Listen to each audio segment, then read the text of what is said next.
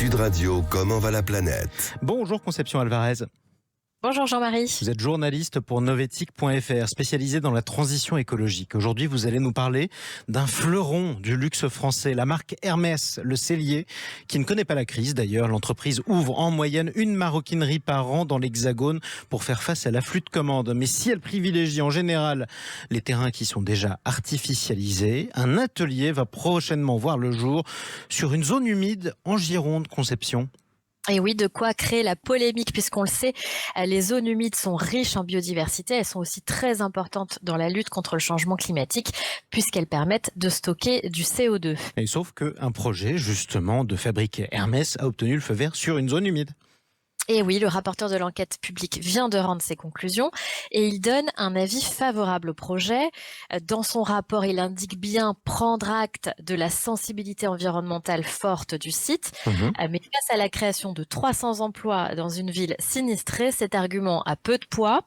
Pour vous planter un peu le décor, Loupe, donc la commune qui se situe en Gironde où va s'installer Hermès, est située à une trentaine de kilomètres de Bordeaux, dans le Créonnais. Elle compte à peu près 700 habitants. Une église, un cimetière, un cabinet infirmier et puis une toute petite mairie. Il n'y a pas de commerce, pas de boulangerie, pas d'école.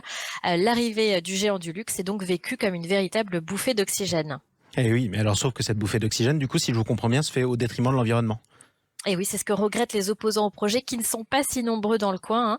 Mais les associations environnementales expliquent que même si le site est à l'écart des grands réservoirs de biodiversité, il se situe quand même donc dans une zone naturelle, une zone qui n'a jamais été artificialisée, entre deux zones naturelles d'intérêt écologique, faunistique et floristique, et près de sites Natura 2000. Le site lui-même compterait des douzaines d'habitats d'intérêt communautaire et 24 espèces d'oiseaux nicheurs. Mais tout ça finalement n'a pas pesé très lourd dans la balance, on l'a dit. L'enquête publique explique que ces zones humides sont déjà dégradées, voire très dégradées par des pâturages, et que donc les impacts seraient limités. En plus, l'entreprise a pris des mesures pour que finalement les zones humides impactées passent de 4 hectares à 1 hectare et elle s'engage à compenser à 300% les impacts sur la biodiversité. Donc elle met le paquet. Bon, ça a l'air d'être une bonne affaire quand même. C'est une affaire en tout cas qui illustre le choix de plus en plus difficile qu'on doit faire entre l'écologie et l'économie, quoi. Et oui, et là, c'est l'intérêt général du projet qui a primé. C'est expliqué à plusieurs fois par la communauté de communes, par le rapporteur public, qui explique que Hermès est un acteur économique qui pèse lourd sur l'emploi, qui s'inscrit dans une démarche qui va favoriser un emploi qualifié et qui va favoriser l'inclusion sociale et qui porte un haut niveau d'excellence, le savoir-faire français. Ah oui. Hermès, effectivement, revendique la fabrication 100% française de ses sacs. Chacun est fabriqué par un maroquinier du début à la fin. Ça prend quelques quinzaine d'heures. Il n'y a pas de morcellement des tâches, il n'y a pas d'automatisation. Le groupe précise ainsi que près de la moitié de ses collaborateurs travaillent dans la production en France. Il a également pris des engagements environnementaux. Il est plutôt vertueux. Il vise par exemple à réduire ses émissions de moitié d'ici 2030 par rapport à 2018. Ouais, donc sacrés engagements quand même. Au total, le groupe Hermès compte plus de 5600 artisans et une cinquantaine de sites de production en France. Et oui, et on est un petit peu allé regarder justement où s'étaient implantés ces sites.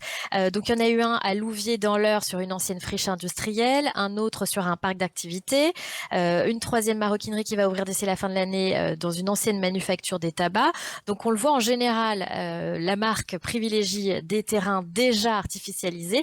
Malheureusement, nous n'avons pas réussi à la voir. Nous l'avons contactée plusieurs fois. Elle n'a pas réussi. Elle ne nous a pas expliqué ce qui s'apparente finalement à un faux pas ici. Un faux pas ici. Tiens, bon, allez, dernière question pour vous, Conception, et question surprise. Si vous étiez la maire de cette ville, vous la rasez ou pas la zone humide pour avoir un atelier Hermès? Qu'est-ce que je fais? C'est facile à dire. C'est difficile. Non, c'est difficile, mais effectivement, on comprend. La maire, d'ailleurs, elle le dit. Elle dit que c'est sa plus belle réussite au cours de son mandat, et on peut effectivement comprendre que ce sont 300 emplois de qualité. Donc, il faut accepter parfois de sacrifier un petit peu de nature. Je le dis très sincèrement. Un peu de nature, effectivement, là c'est 1 hectare, on parle d'1 hectare de zone humide pour créer de l'emploi. Donc c'est ce qu'on va devoir faire tous Un les jour, jours maintenant, exactement. trancher entre écologie et économie. La vie est faite de dilemmes, malheureusement. Pour en découvrir d'autres des dilemmes, vous pouvez vous rendre sur novetic.fr où vous lirez les analyses de Conception Alvarez. Merci beaucoup, Conception. Merci Et Jean-Marie, on à vous très bientôt. retrouve un prochain dimanche en tout cas, avec plaisir.